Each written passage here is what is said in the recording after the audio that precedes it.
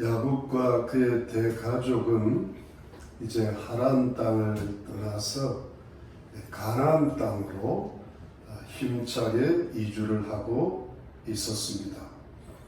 중간에 큰 위기가 있었는데 외삼촌 라반이 추격하는 바람에 매우 힘든 순간이 있었지만 하나님의 도우심으로 그 위기를 무사히 잘 넘기고 이제 외삼촌 라반으로부터 완전한 자유를 얻어서 가나안 땅으로 힘차게 향하고 있었습니다. 여러분, 야곱이 하란 땅을 떠나고 라반의 속박을 벗어나서 고향 땅 가나안으로 돌아간다는 것은 야곱이가 오랜 객지 생활 타향살이를 끝내는 것이 의미이고, 또 가나안 땅으로 돌아간다는 것은 하나님의 약속이 있는 그 땅에서, 하나님의 축복의 땅에서 언약의 후계자로, 하나님 축복의 상속자로 산다는 것을 의미하는 것이죠. 이제 야곱은 홀가분하게 자유롭게 그 약속의 땅을 향하여 가고 있었습니다. 그리고 그 가나안 땅으로 돌아가는 여정 속에서 야곱은 하나님의 은혜를 받게 되는데요, 하나님의 천사들을 만납니다. 여러분 1절 보니까 야곱이 그 길을 진행하더니 하나님의 사자들이 그를 만난지라 야곱이 그들을 볼 때 이르기를 이는 하나님의 군대라 하고 그 땅 이름을 마하나임이라 하였더라. 이것이 무슨 뜻입니까? 하나님의 사자들이란 하나님의 천사들을 가리키는데, 이 야곱이 하나님의 천사들을 만나는 거예요. 마치 이전에 가나안 땅에서 하란 땅으로 갈 때도 꿈에 야곱이 하나님의 천사를 만났잖아요. 이 돌아올 때는 직접 보는 것 같아요. 어떤 꿈이 아니라 어떤 야곱의 영안이 열려가지고 천사들을 본 것인데, 이 천사들을 하나님의 군대라고 불렀고, 그리고 그 땅의 이름을 마하나임이라고 불렀습니다. 근데 여러분, 이 마하나임이라는 곳이 어디쯤에 위치하고 있는가 하니까, 그 당시에는 그 길랏산과 남쪽으로 야복강 사이에 위치하고 있었는데, 나중에 이곳이 그 요단강 동편의 이스라엘 땅, 즉 므낫세 반지파와 갓지파 사이에 딱 위치해 있고, 또 나중에 보니까 다윗 왕이 아들 압살롬의 반란 때 도망하여 피신하였던 그 요단강 동편 북쪽이 이 마하나임이고, 또 나중에는 솔로몬 왕이 죽고 이스라엘이 남과 북으로 갈라졌을 때 그 아들 솔로몬의 아들 르호보암 때의 북쪽 이스라엘의 임시 수도가 되었던 곳이기도 하죠. 그리고 우리 희망의 교회도 하나님의 인도를 받아 한 2년 정도 마하나임 땅에 잠깐 있었던 걸 기억하실 겁니다. 무슨 말씀인지 이해하시겠죠? 이 일은 하나님께서 야곱과 그 가족의 여행을, 그 가나안 땅으로 돌아오는 그 대이주를 환영하시고 함께 하시고 보호하시고 인도하신다는 것을 보여주시는 것이죠. 그러니까 야곱의 입장에서 이 하나님의 천사들을 볼 때 얼마나 마음이 든든했겠어요. 떠날 때는 꿈의 천사들을 보여주셨는데, 돌아올 때는 천사들을 영안이 열려서 보게 하시고 너무 많은 천사들을 보여, 군대라고 그랬잖아요. 그러니까 마음이 탕탕하고 하나님의 인도하심을 확신하고 얼마나 기쁘고 즐거웠을까요? 그러니까 아주 자유롭고 아주 든든하고 아주 즐거웠을 것입니다. 근데 여러분, 이것이 전부였을까요? 여러분, 전부였으면 얼마나 좋겠어요. 그런데 야곱의 인생도 그렇고 성도의 인생도 그렇고 인생이 그런 것은 아니잖아요. 마냥 자유롭고 마냥 즐거울 수만은 없지요. 그런 일이 절대로 없는 것이죠. 왜 그랬습니까? 야곱의 형 에서 때문이었죠. 여러분, 우리가 생각을 해봐도 이해가 될 거예요. 야곱의 생각에는, 야곱의 내리에는 형 에서의 일을 지울 수가 없는 겁니다. 가나안 땅으로 돌아가는 것은 너무 좋습니다. 부모님 얼굴을 배울 수 있으니까. 하나님의 천사들을 만난 것도 너무 즐겁습니다. 하나님의 인도를 확신하고 환영을 하나님께서 환영해 주시는 것이니까요. 그러나 형 에서를 만난다는 것은 너무 괴로운 일이죠. 형을 만나서 20년 전에 앙금을 풀어야 했습니다. 형 에서의 깊은 그 원한이 여전히 남아있는지 남아있지 않는지를 알아보아야 했습니다. 그리고 형 에서와는 화해를 해야 했고 또 용서도 구해야 되고, 그래야 비로소 야곱은 마음 편히 가나안 땅에 정착할 수가 있고 자유롭게 평안하게 살아갈 수가 있었지요. 그래서 이 문제를 해결하기 위해서 야곱이 먼저 종들을 에서에게 보내는데요. 그러면서 그 종들에게 부탁한 말이, 자기가 라반, 외삼촌 라반의 집에 살면서 이렇게 오래 살았다고 말하고, 그리고 자기의 소유, 가축 때도 많고 노비 때도 많다고 말하고, 그리고 형 에서의 은혜를 구한다고. 그러니까 이것은 어찌 보면 형 에서의 어떤 용서를 구한다 보면 되겠습니다. 그러면서 이것은 형의 마음을 떠보는 거고, 형과의 화해를 시도하는 것이고, 형의 어떤 호의, 자비를 구하는 것이죠. 그런데 여러분, 이것이 뜻대로만 되면 얼마나 좋겠어요. 그런데 이것이 뜻대로 잘 안 되는 거예요. 형 에서에게 갔다가 돌아온 종들의 보고가 뭡니까? 여러분, 6절 말씀에 보니까 사자들이 야곱에게 돌아와 가로되 우리가 주인의 형 에서에게 이른즉 그가 400인을 거느리고 주인을 만나려고 오더이다. 여러분, 이것이 무슨 뜻이에요?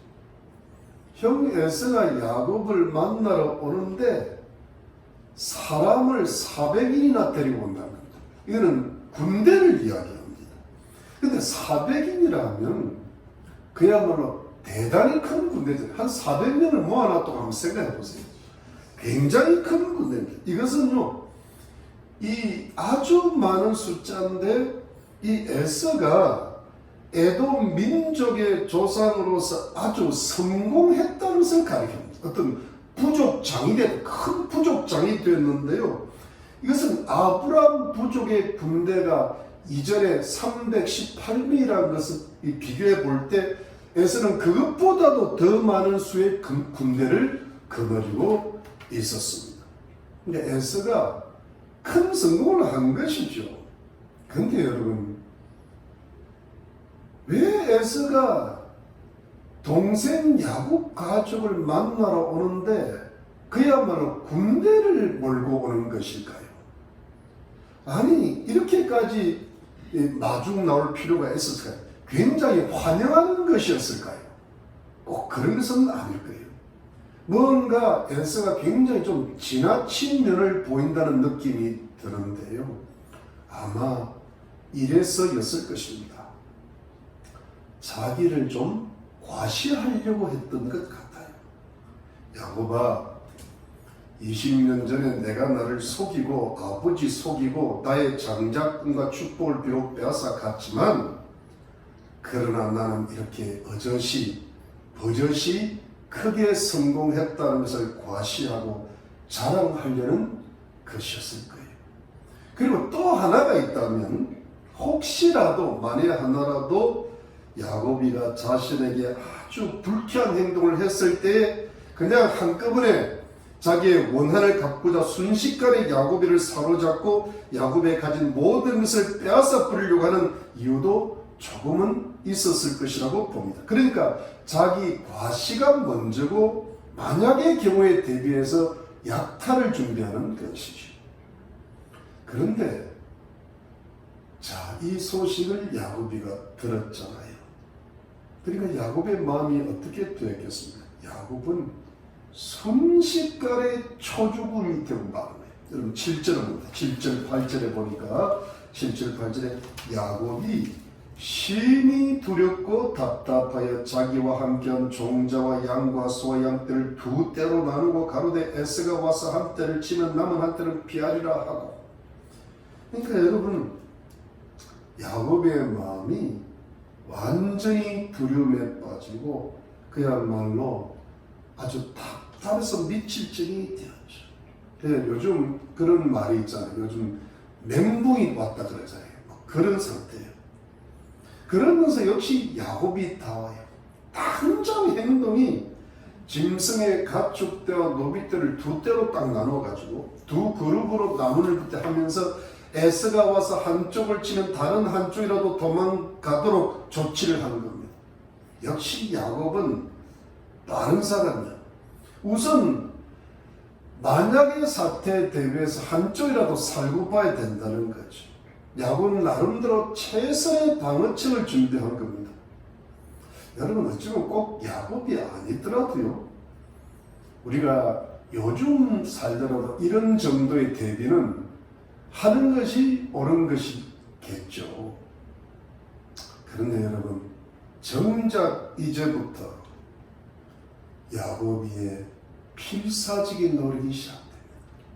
그런데 그런 노력은 인간적인 필사적인 노력이 아니었고 하나님을 향한 필사적인 노력이 시작됩니다. 어떤 영적인 치열한 싸움이 시작됩니다. 여러분 야곱이는 인간적으로는 최선을 다했어요. 가축대와 노비떼를 나누었는데 그 이상 할 게 없는 거예요. 아니 그 땅에서 뭘 할 수 있겠어요?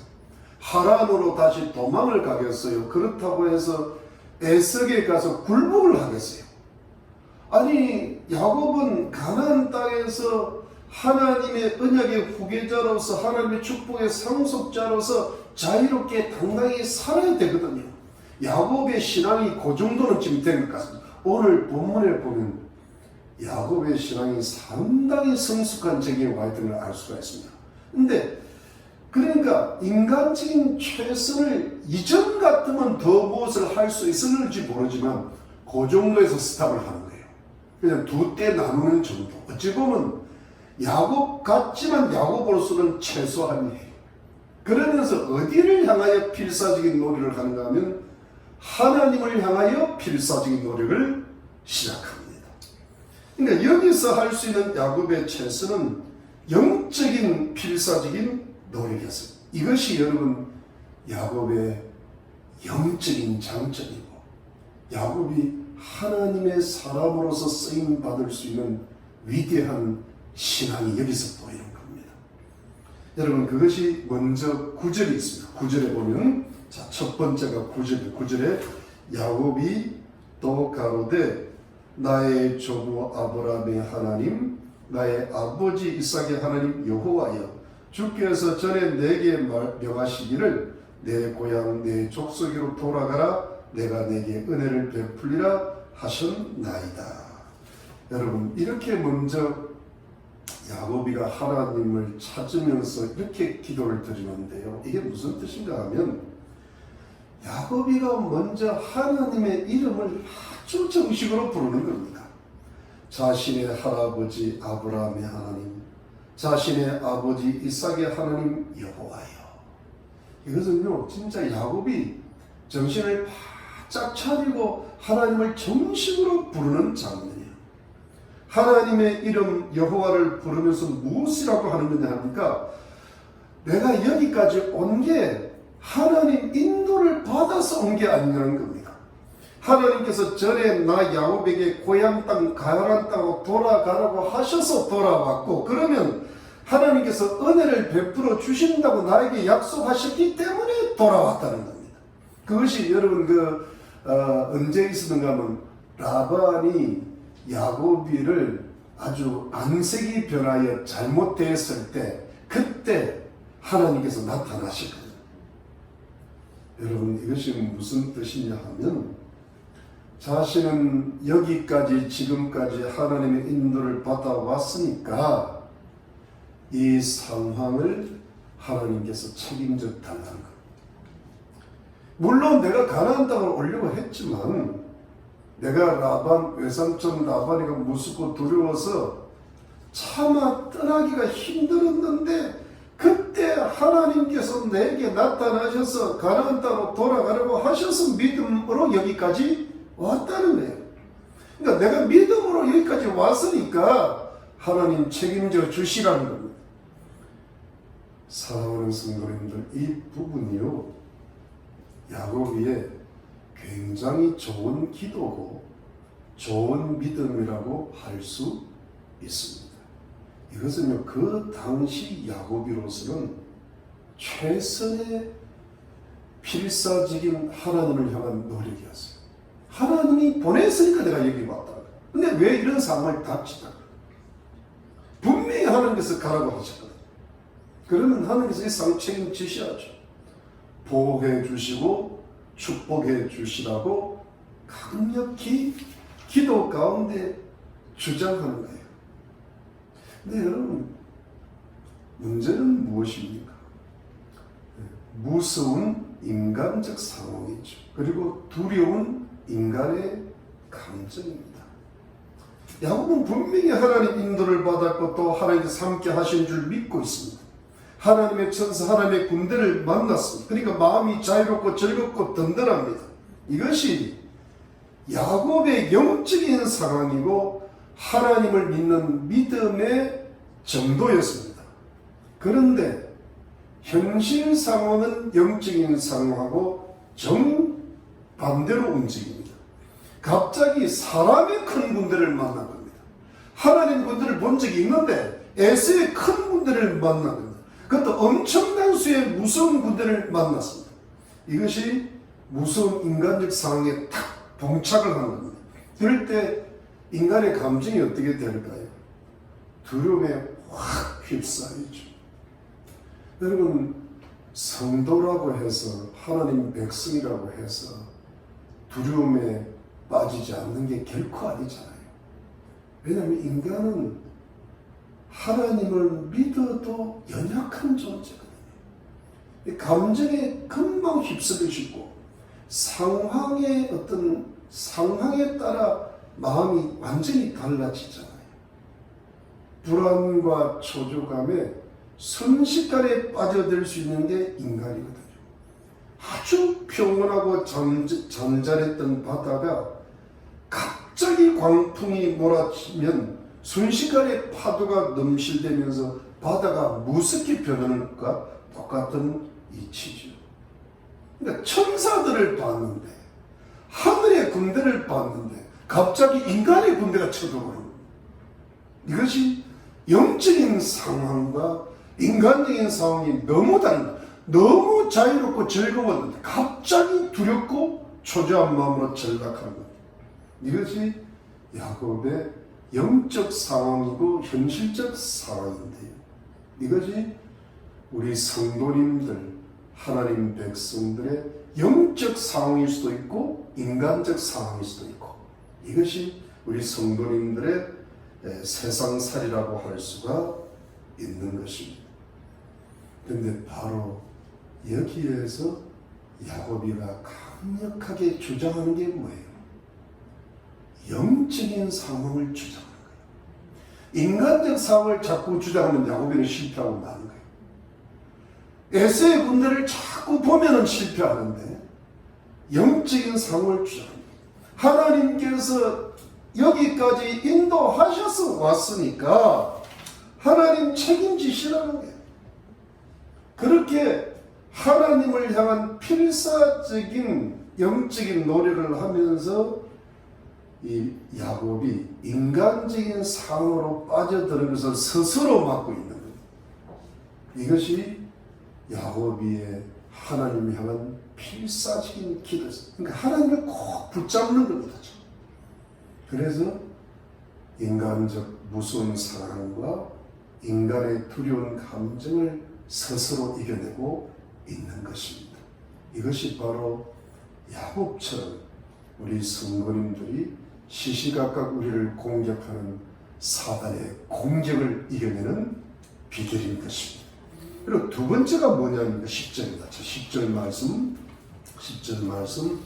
나는 주께서 주의 종에게 베푸신 모든 은총과 모든 진리를 조금이라도 감당할 수 없사오나 내가 내 지팡이만 가지고 이 요단을 건넜더니 지금은 2때나 이루었나이다. 여러분 이 부분이요 참 어찌 보면 기가 막히고 은혜로운 부분이에요. 자신은 하나님의 은총과 하나님의 모든 은총과 모든 진리를 조금도 감당할 수 없다는 거예요. 이것은 무슨 뜻인가 하면 자기에게 지금까지 베푸신 모든 하나님의 은혜로우심 그리고 지금까지 자기한테 행하시던 모든 진실하심 그 모든 인도를 자기는 감당할 수 있는 자격이 조금도 없다는 거예요. 나는 은혜 받을 자격도 없고 진실을 받을 자격이 없다는 거예요. 그런데도 하나님께서는 그런 부족한 인간에게도 자신에게 많은 소유 2때나 주셨다는 겁니다. 여러분 야곱은 지금 하나님께 무엇을 고백하느냐 하면요 정말 자신의 어떤 그 인간적 실상을 주님 앞에 있는 그대로 고백하는 겁니다.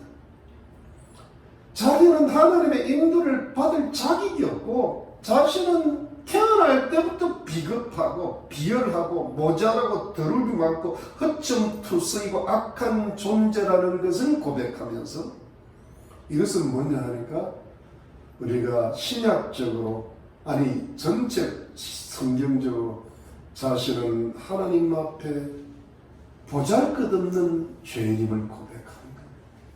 그러니까 거룩하신 하나님 앞에 자신이 얼마나 실수가 많고 악한 존재인다는 것을 고백하는 거예요. 여러분, 왜 이 부분이 중요한가 하면 하나님께서 나를 가라고 하셔서 여기까지 오지 않았느냐고. 그래서 그러니까 하나님께서 책임지시라고 하면서 하나님께서 이 은혜를 베푸시라고 강하게 주장하면서도 사실은 그 은혜를 받을 자격이 사실은 자기는 없다는 겁니다. 이거 얼마나 겸손한 일입니까? 그러니까 근데 야곱이가 20년 동안 하란 땅에서 고생하면서도 믿음 생활을 했거든요. 그 속에서 야곱이가 자기 자신을 깨달았다는 것 아닙니까? 그러면서도 그 하나님의 많은 은혜를 받고도 이 에서의 군대 앞에 한없이 두려워지고 한없이 비참해지는 자신의 모습을 보면서 자신이 참 부족하다는 걸 느끼잖아요. 그러면서 사실은 나는 하나님의 은혜롭고 진실하신 인도하심을 받을 자격이 없는 정말 믿음과 인격이 형편없는 존재임을 고백하는 겁니다. 이것이 영적인 겸손이에요. 정말 하나님 앞에 자신을 다 낮추는 거예요. 여러분, 이것이 하나님을 향하여 필사적인 노력을 기울이는 야곱의 겸손한 모습인 줄로 믿는 것입니다. 그러면서 여러분, 하나님께서는 그럼에도 불구하고 풍부하게 해주셨다는 거예요. 그러니까 그것은 뭐냐니까 지금 자신에게는 모든 처자식들, 가축대들, 노비들이 다 사실은 하나님이 내게 은혜로 주신 거니까 이 모든 것은 하나님의 것이라고 고백하는 거예요. 전적으로 하나님 은혜로 받은 것이라고 고백하는 거예요. 이것은 야곱이 자신을 하나님 앞에 전적으로 낮추는 영적인 겸손인 것입니다. 세 번째가 여러분 11절입니다. 자, 그리고 세 번째가 11절인데요.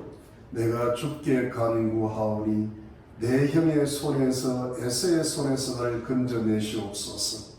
내가 그를 두려워하오면 그가 와서 나와 내 처자들을 칠까 겁냄이니이다. 여러분 이것은요 이런 뜻입니다. 이제 형 에서에서 자신을 제발 건져주시라. 나는 형 에서가 너무너무 두렵고 형 에서가 처자식을 칠까봐 너무너무 두렵다는 겁니다. 그러므로 하나님께서 제발 자신과 가족을 건져주시고 살려주시라는 거예요. 이것은 야곱이 자신의 비참한 처지와 두려운 감정을 하나님 앞에 그 마음속 있는 것 그대로 끄집어내가지고 솔직하게 드러내고 고백하면서 하나님의 구원하심을 간절히 요청하는 거예요. 여러분 이것은 하나님을 향한 야곱의 영적인 호소잖아요. 결국은 이 기도를 하려고 그러는 거잖아요. 살려달라고. 그런데 이걸 어떻게 하면 솔직하게 하는 거예요. 나 너무 형 에서가 두려워요. 처자식을 칠까 겁이 나요. 이것은요 야곱이가 있는 그대로 어린아이처럼 하나님께 고백하는 거거든요. 간절한 소를 드리는 거죠. 영적인 호소인데 너무 솔직한 거예요. 여러분 이 신앙이 어린아이처럼 하나님을 섬기는 진실한 신앙인 줄로 믿으시기를 바랍니다. 하나님이 이런 기도 원하시는 거예요. 있는 그대로 하나님 앞에 가식할 것 없고 하나님 앞에 지나치게 체면 차리지 말고 자기 감정 그대로 자기 속은 그대로 솔직하게 드러내는 거예요. 하나님 나 저 사람 미운데요 어떻게 좀 용서하기가 힘든데 좀 용서하게 해주세요 이러든지 네. 뭐 그러면서 이렇게 그 솔직하게 어린아이와 같이 순수한 영적인 호소를 하나님께서 기뻐하시고 즐거워하시고 응답하시는 줄로 믿습니다. 그리고 네 번째가 뭐냐니까 12절이에요. 여러분 12절 말씀해 보니까 주께서 말씀하시기를 내가 정녕 내게 은혜를 베풀어 내 시로 바다에 셀 수 없는 모래와 같이 많게 하리라 하셨나이다. 여러분 이것은 무슨 뜻이냐 하면요 드디어 야곱이 결정적인 것을 하나님 앞에 갖다 대는 겁니다. 하나님께서 오래전 20년 전에 베델에서 약속하시기를 나의 후손으로 바다의 모래처럼 만들어 주시겠다고 하지 않으셨습니까? 라고 하는 겁니다. 이것은 야곱의 20년 전에 고향을 떠날 때 베델에서 나타나셔서 야곱을 언약의 후계자로 축복의 상속자로 확정하시면서 야곱의 후손에게 가나안 땅과 수많은 후손들을 약속하셨던 하나님의 약속을 하나님께서 지금 기억해 주시라는 것입니다. 이것은 여러분 야곱이 오래전에 하나님의 약속의 축복을 하나님께서 기억하시라고 강하게 마지막으로 주장하는 거거든요. 하나님께서 분명히 그때 그렇게 말씀하셨다는 거예요. 내 자손을 하늘의 별처럼 땅의 티끌처럼 많게 해주시겠다는 거예요. 그러니까 그 약속 지금 지금 지켜주셔야 자기가 에세 군대한테 해함을 당치 않을 거라는 거죠. 이것은 여러분 뭐냐 하니까 야곱이 하나님께서 자신에게 주신 축복, 영적인 축복을 강하게 주장하고 나갑니다. 그런데 영적인 축복이라는 거 할 때 여러분 성경은 전부 영적인 거지만 그 속에는 현실적인 게 들어가 있잖아요. 자손들이 많아진다는 것은 영적인 후손들이 많아진다는 뜻이기도 하지만 실제로 야곱의 자손들이 많아진다는 뜻이기도 하죠. 이것은 뭐냐면 하나님이 주시는 영혼육의 축복이지만 기도 가운데 그 축복, 하나님의 축복은 영적인 축복인데 그 영적인 축복을 지금 내게 주시라고 주장하고 있다는 거예요. 근데 여러분 사실은 하나님께서 약속하시면서 누구보다 잘 기억하시는 분이 누구예요? 하나님이에요. 하나님은 절대 기억하시죠. 까먹는 법이 없으시는데 누가 사실은 까먹어요? 야곱이가 까먹고요. 심심하면 잊어버리고요. 희미하게 기억하고요. 그러다가 진짜 어려운 상황이 오니까 자기가 기억해야 되네요. 하나님은 이미 기억하시죠. 근데 자기가 기억했다는 것은 무슨 뜻인가 하면 사실은 자기가 하나님의 축복의 약속을 붙드는 거예요. 그렇잖아요. 하나님 기억해 주세요 그래놓고 사실은 내가 이걸 붙들겠다는 거 아닙니까? 야곱이가 이 약속이 가물가물하고 잊어먹고 완전히 믿지를 못했는데 이 어려운 상황 속에서 하나님 앞에 간절히 기도를 드리면서 하나님의 축복의 언약의 말씀을 스스로 기억해내면서 그 말씀을 자기 마음으로 붙드는 거 아닙니까? 필사적으로 그 말씀을 붙드는 거. 그러면서 여러분 이 야곱의 하나님을 향한 필사적인 노력을 보면요, 야곱은 굉장히 성숙했습니다. 하나님 첫 번째가 뭐였어요? 영적인 상황을 주장하잖아요. 하나님이 인도하셔서 여기까지 왔다는 거예요. 두 번째가 영적인 겸손이잖아요. 뭘 자신이 복을 받을 만한 자격에서 받은 게 아니고 자신은 아무런 자격이 없는데 그 복을 내게 주셨다는 건 아닙니다. 그리고 세 번째가 영적으로 솔직하게 호소하잖아요. 있는 그대로 겁이 나고 두렵다고 이야기하죠. 네 번째로 하나님 말씀으로 이런 영적인 축복을 주장하면서 자기가 그 하나님 축복의 말씀이 가슴에 딱 붙은 거예요. 나 하나님 축복받고 싶습니다. 하나님 축복이 반드시 있을 줄로 믿습니다. 왜냐하면 여러분 하나님 말씀 안에는 하나님의 축복이 들어있거든요. 하나님 말씀을 지키면 영적으로 성숙하면 반드시 이 세상에 보이는 것들이나 보이지 않는 모든 것에 하나님의 축복이 임하는 줄로 믿는 것이거든요. 이것이 야곱의 지금 믿음이거든요. 한마디로 야곱은 아주 영적으로 강하게 또 아주 겸손하게 또 아주 솔직하게 또 하나님 말씀의 축복을 완전히 붙들므로 하나님 앞에 필사적으로 나가기 시작합니다. 자신과 자신의 가족의 운명을 놓고 또 무서운 인간적 상황을 이기고 너무나 두려운 인간적 상황의 인간적 감정을 떨쳐내는 거예요. 근데 여러분 제가 말씀을 이미 한번 드렸지만 야곱은 어떤 면에서 보면 후퇴도 할 수 있어요.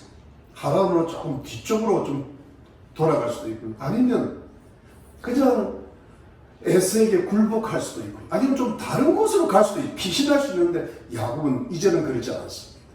근데 그것이 뭐냐 하니까 야곱은 그것이 결국은 영적인 타협이고 어떤 세상과의 타협이고 그것이 결국은 시간만 지체하게 되고 나중에는 아무런 열매가 없다는 것을 야곱은 20년의 고생살이 끝에 깨달은 거예요.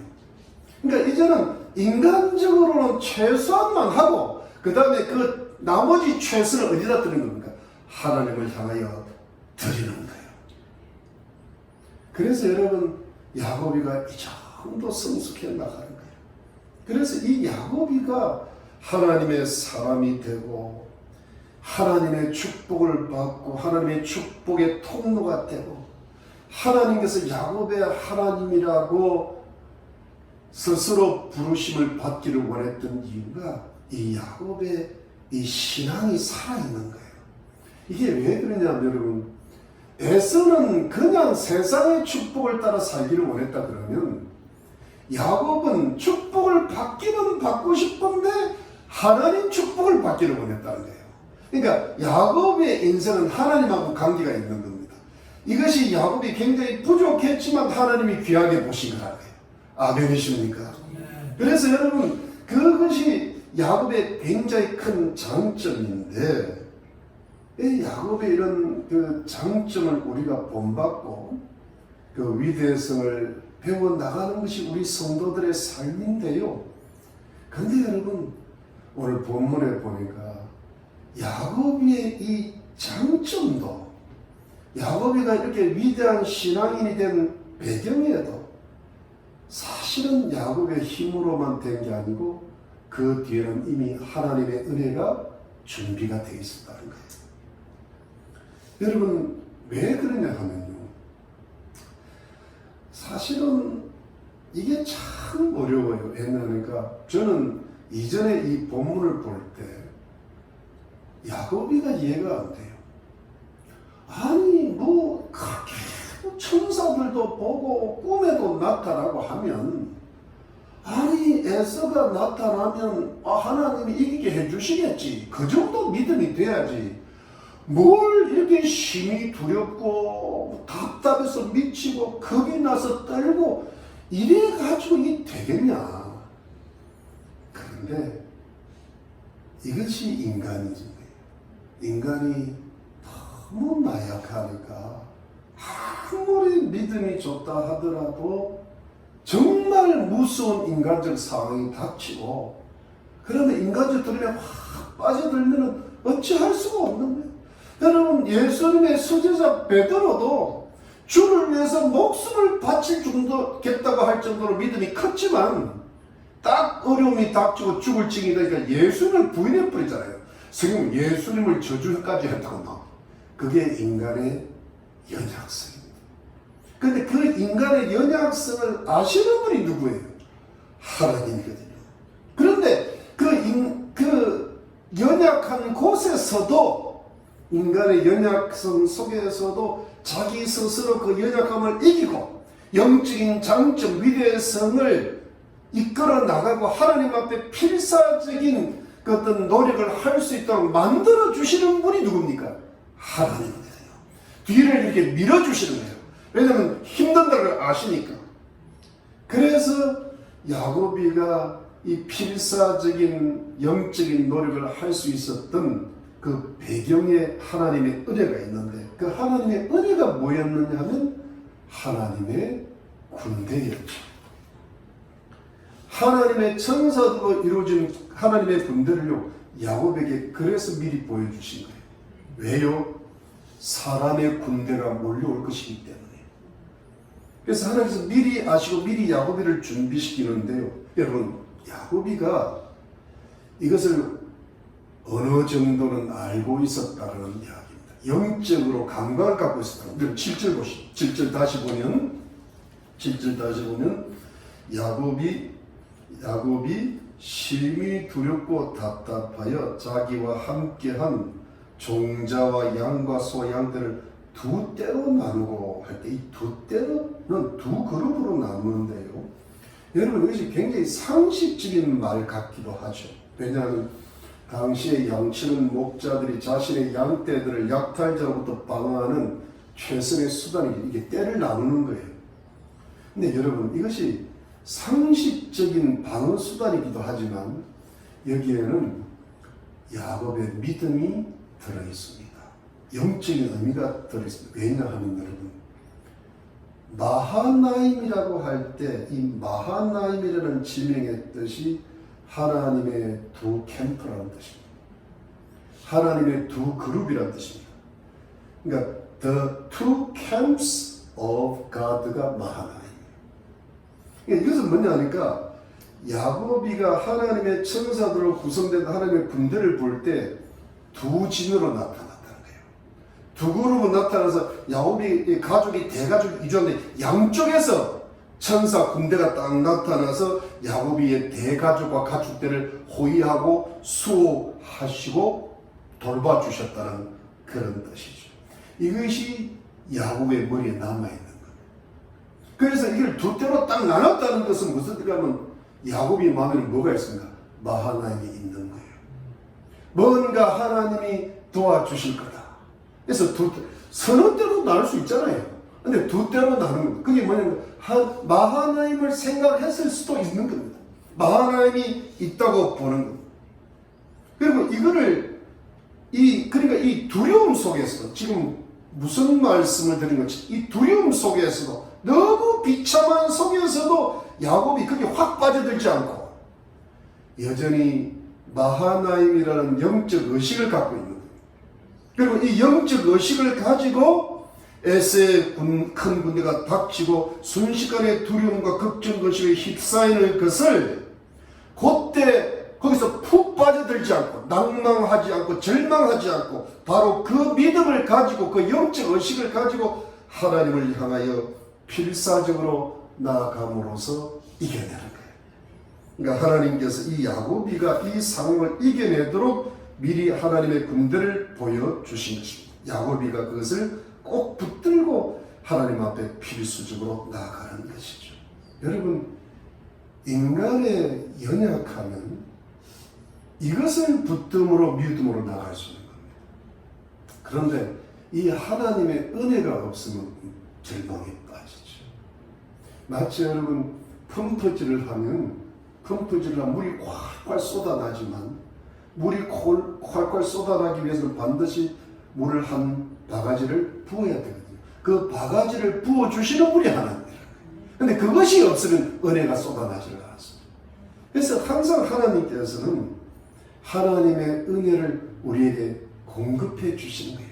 그러니까 필사적인 노력을 할 수 있는 영적인 힘을 공급해 주시는 거예요. 여러분, 우리 성도님들이 세상을 살면서 사단의 무슨 공격을 받을 때, 두려운 상황이 닥칠 때, 우리 마음이 어두울 때, 이때 반드시 잊지 말아야 될 것은 하나님께서 이 모든 무서운 상황과 두려운 감정을 미리 알고 계시고 또 이 모든 것을 하나님의 자녀들이 이겨낼 수 있는 하나님의 은혜를 이미 부어주시고 공급해 주시고 있다는 것을 믿으시기를 바랍니다.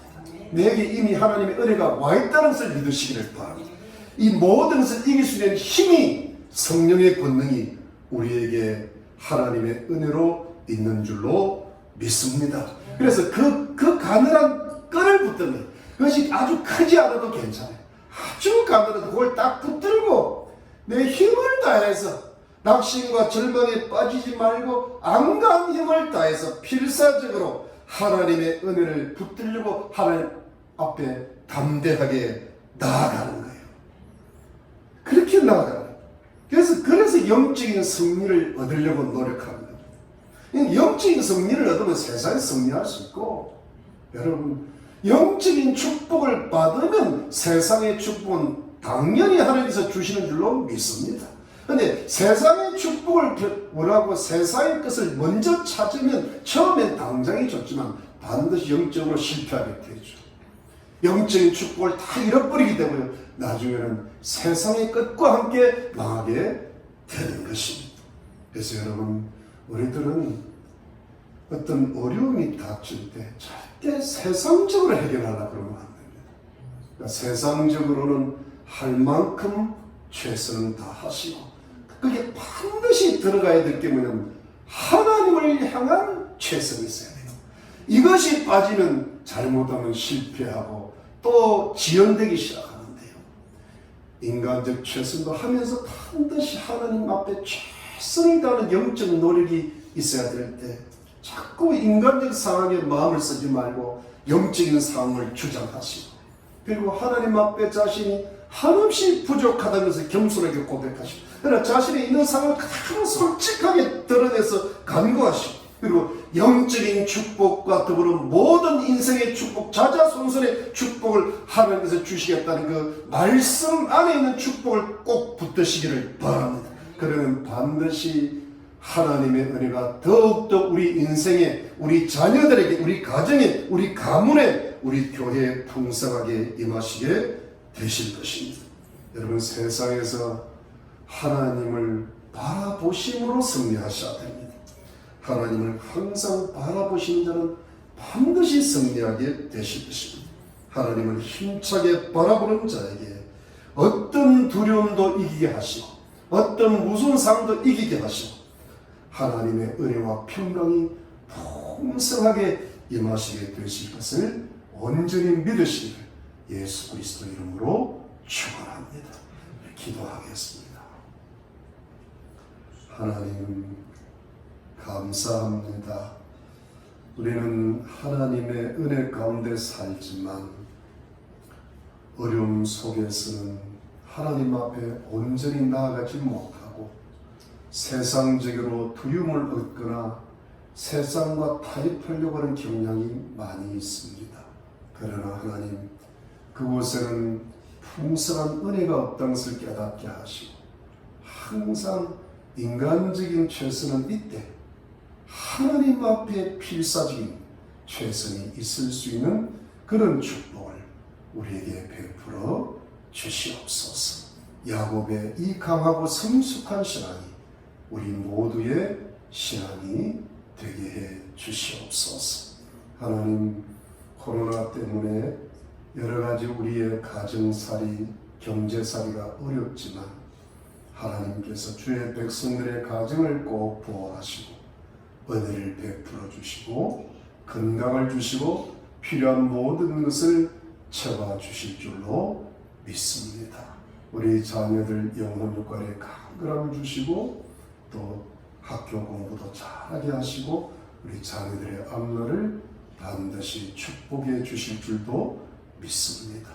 우리 부모, 형제, 자매들, 믿지 않는 이웃들 기억하시고 그들에게 꼭 은혜를 베풀어 주셔서 우리가 영적인 싸움을 강하게 싸울 때 그 축복이 그들에게 전달되어서 그들의 영혼도 구원받고 그들의 삶에도 하나님의 축복이 함께 하실 줄로 믿습니다. 하나님, 희망의 교회를 꼭 축복하시고 참으로 영혼을 구원하며 주의 영광을 나타내는 복된 교회로 만들어 주시옵소서. 감사드립니다. 예수님 이름으로 기도드렸습니다. 아멘. 여러분, 우리 모든 그 규제가 많이 풀려가지고 교회가 조만간에 현장으로 돌아와서 함께 모일 수 있게 되었습니다. 기도하는 가운데 따로 별도로 공지사항을 드릴 테니까 카톡으로 전해드릴 테니까 그 공지사항을 잘 참여하시고 거기에 잘 따라주시면 고맙겠습니다. 화요 성경 공부에 열심히 참여하시고 빠지지 마시길 바랍니다. 이럴 때일수록 게을러지기가 쉽습니다. 말씀을 열심히 읽으시고 기도 늘 힘쓰시고 늘 끼어서 승리하시길 바라고 건강하시길 바랍니다. 감사합니다. 우리 기도하겠습니다. 지금은 예수 그리스도의 놀라우신 은혜와 하나님 아버지의 지극하신 사랑과 성령의 위로와 교통과 충만하심이 하나님을 향한 최선의 노력을 다할 때 우리의 삶에 영적인 축복이 임하고 모든 세상에 필요한 모든 축복이 임할 줄로 믿고 믿음으로 나아가기를 원하는 우리 희망교회 모든 성도님들과 가족들과 이웃들 머리 위에 지금으로부터 영원토록 함께 계실지어다. 아멘.